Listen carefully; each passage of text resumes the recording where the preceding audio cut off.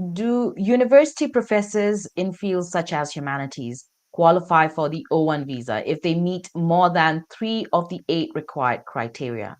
And how does the visa differentiate between professors in education and in other categories?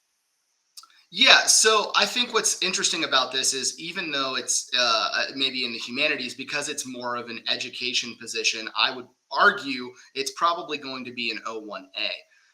There is a specific, thing where educators is under the O-1A, and so I think that that's what you would be looking at.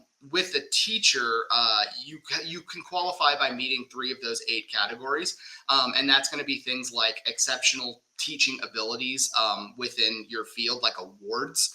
And those awards can be international, they can be regional. The real thing is to explain why receiving the award sets you apart and makes you really unique within your field.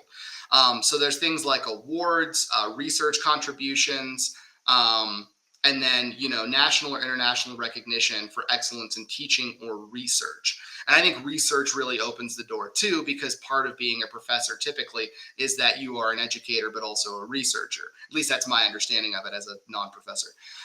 But in that research area, there's a lot of openings for, do you have peer reviewed work? Is that something that you have where you've published papers? Have you been has your work been reviewed by scholarly journals or articles or well Mhm. respected institutions? And then also, there's also the basic ones of like, have you been covered by maybe media or specific institutional media to your field, to show that you are unique or special. So it's definitely an option. It's something that can be pursued, and there's even kind of guidance for it that you can look to see. So it's definitely an option.